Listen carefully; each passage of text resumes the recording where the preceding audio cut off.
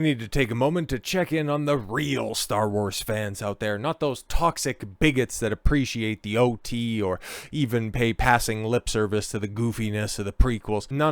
The real fans love The Acolyte. They can't tell you anything about the show, but they know that it's great because it was diverse, okay? They love the sequel trilogy. Not that they remember any of the characters or any of their motivations or any coherent through lines or arcs that any of the main cast actually went through, but they loved it because it was diverse. And obviously, the only reason that shows like The Acolyte and the continuation of the sequel trilogy hasn't happened is because those toxic bigots are out there. They're the vocal minority. The real Star Wars fans, they're the ones that are coming out in full force, because obviously we've had this Renew the Acolyte petition open and available to sign since the 20th of August, and well, they finally crossed that 80,000 signature mark. Next goal of 150,000. It's going to take a minute. Hopefully those petitions stay out for a very, very, very long time. Long enough actually see the Rey movie come out, because apparently, according to reports out there, movie that was announced, just minutes ahead of the 2024 new year, when Sharmeen Obaid-Chinoy went on CNN and said, "It's about time a woman finally took charge of Star Wars. I'm not a screenwriter, I am an activist.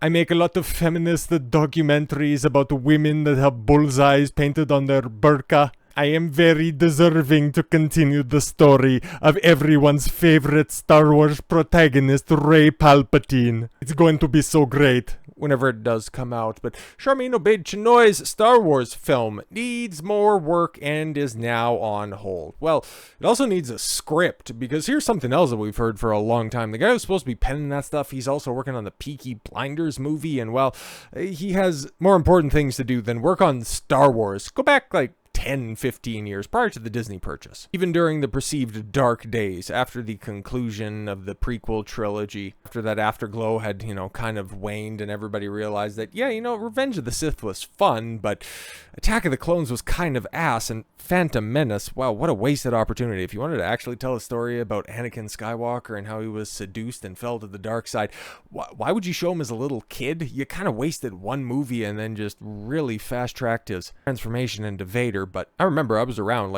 I was a teenager. I was perfect age, when Revenge came out. What was that, 2005? I had a friend, Tyler, who's a good friend of mine. He was a big fan of that movie. I seen it, and he had the DVD of it when it first came out. We watched that thing several times. Well, he did. I'd go in and out of paying attention to it. Instead, I'd just be playing Halo 2 or whatever. But it wasn't until mainstream YouTube critics like Red Letter Media and those stupid Plinkett reviews came around, where the general consensus that the prequels are kind of ass was a lot more popular of an opinion to take. Yeah, sure, there were people that thought, ooh, this wasn't very good, but that wasn't the overwhelming perception. But yes, even going back to that point in time, you would still think if somebody was told, hey, you know what? You can go ahead and you can make a Star Wars film. You can go ahead and make a Star Wars TV show, even if you wanted. That would have been right at the front of any potential director, actor, producer, what have you. That would have been right at the top of their priorities list. Oh my God, I get to put my stamp. I get to contribute to the largest cinematic IP of all time. But now you're trying to fast track movies that nobody wants based on not having a script, but really wanting to tell the story about how Luke Skywalker ultimately failed, but Rey Palpatine can go ahead and rebuild the Jedi Order better than any man in Star Wars possibly ever could. You need to go ahead and repurpose season 4 of The Mandalorian, spin it off into a movie that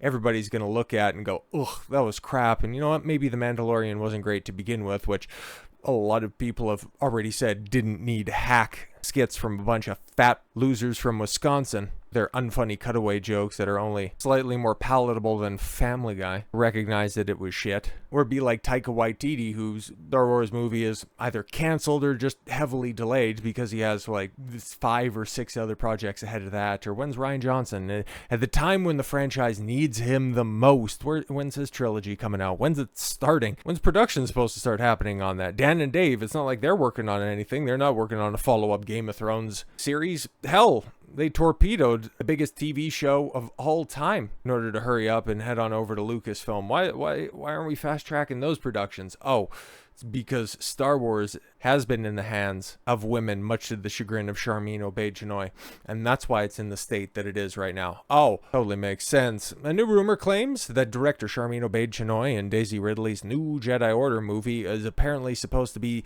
episode 10, The New Beginning. Well, it's going to be a new beginning sometime down the line when we can better have a beginning. The movie has been put on hold because it needs more work. The rumor comes from scooper Daniel RPK via Star Wars Holocron on X. The Holocron reports the new Jedi Order movie starring Daisy Ridley as Rey reportedly needs more work and is now on hold. It is not expected to start filming until 2025. I don't think anybody was under the illusion that it wasn't going to be filming until 2025. Hell, that's when goofy-ass Mandalorian and Grogu was supposed to start filming, because that has a release date of May something 2026, which is going to mark a 7-year gap between the releases of Star Wars films. Imagine if this franchise was actually healthy. Imagine if there was any success stories with any of those streaming shows. There was a roadmap. There was a point in time where there was supposed to be a mainline numbered entry into the Star Wars canon. Okay, we should be through the sequel trilogy at this point in time. We should have had that Lando movie. Obi-Wan TV series would have been an Obi-Wan movie. Hell, there might be a actual Vader movie right now if everything was going correctly. Not 7, 8, 9, 10 squandered years. But hey man, at the end of the day, Solo lost money, and The Last Jedi is going to be looked at not in 10 years time as a second look masterpiece, but at the release of that film, the moment in time in 2017 that killed Star Wars. No wonder Rian Johnson isn't rushing back to the franchise. He's got $200 million of Netflix money to go burn on his stupid whodunit shows with gay James Bond. The rumor is not surprising. Scooper WDW Pro speculated this was the case after Stephen Knight, yes, who was supposed to be penning the script for the movie, announced plans to launch a new studio in Los Angeles. Yeah, I've seen rumors of this, okay? BBC's Ben Sidwell reported that Knight, the creator of Peaky Blinders, announced plans to open a studio in Los Angeles in the United States. Well, you would think, okay, if he's going to be opening up a studio in Los Angeles, that's theoretically closer to Disney headquarters out there. They might be able to, I don't know, work a little bit closer instead of working over the pond across the country. Like, it would make sense that things would be moving a little bit more smoothly, right? Knight told BBC, I'm going to open a Digbeth location studio here. People can go and look at what we're doing, see pictures, decks, and video of what's happening, so people in LA can experience what we're doing at Digbeth. Oh, okay, cool, fantastic. Like working on a Star Wars project? No? Oh, okay, don't worry about it. Following this announcement, WDW Pro speculated that he's wrapped up in opening studios.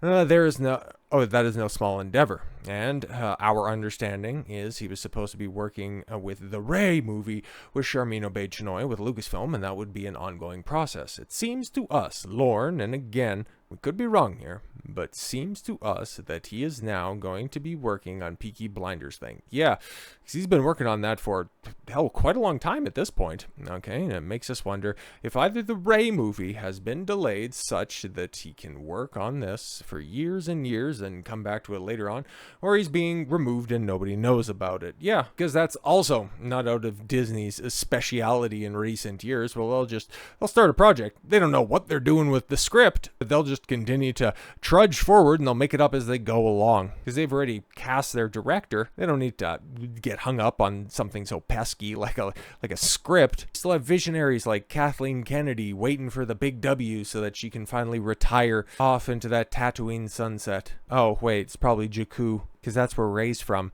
And she's almost as important as Ahsoka when it comes to Star Wars. Yay. That's where we're being led to believe that perhaps the Rey movie has experienced even more hiccups. I would imagine so, because here's the thing, man. If you want to try to resuscitate the character of Rey, first of all, she's got to have definitive traits outside of just being the quintessential Mary Sue. That's not just because she's a woman. It's because she checks every box when it comes to being a Mary Sue. Like, she's the textbook definition of it. Okay, everybody loves her. She's perfect at everything. Just the only thing is, the audience doesn't, because if you ask a regular person, obviously, when it comes to their favorite character in Star Wars, well, that's not very fair when it comes to the sequel trilogy. Just ask them, who are the three main characters? What's the name of the big bad villain in the sequel trilogy? Nobody's going to be able to tell you that. Like, I follow this stuff on a regular basis, so yeah, of course I know who Oscar Isaacs played, John Boyega played, and Daisy Ridley are. They'll look at you and go, Adam Driver was in Star Wars? That's kind of crazy. But this is where we're at. Lucasfilm back in 2015 stuck a chick in it and made it lame, but it made $2 billion because of all of that hype, all of that potential with all of the Disney money at Lucasfilm's disposal. Stupid George with all of his outdated ideas were finally gone and done and dusted. This was going to be a bold new future for Star Wars. Fast forward 10 years and we're now in a landscape where we're looking forward to 2025 and there's one confirmed project coming out. You might get Ahsoka Season 2, but you're getting the finality of a series that was supposed to go 5 seasons but ended up getting truncated into a second. So who knows if Andor Season 2 is going to keep up to the same level of quality that Season 1 is, because they've got to wrap up a bunch of stuff in a very condensed time frame. Tony Gilroy has the talent to do it. But that's a lot to ask for the man. But then after that, when that comes out in early 2025, there's nothing. No movies, no hack movie script getting repurposed into a 5, 6, 7 episode show. Enjoy the Skeleton Crew. If you're starved for Star Wars content coming out, I think in December or something like that, nobody knows because nobody's going to watch the damn thing. And then after Andor, it's nothing. There is no hope. There is no balance left in Star Wars. It's women all the way down. And it's going to suck, but it's going to be hilarious as it crashes and burns even faster and more brighter than Disney Star Wars has ever been, to be completely honest. So with all that said, thank you all very much for the gift of your time. I've been Don Consuelo and I want you to follow your gut and get after it. Take care, everyone.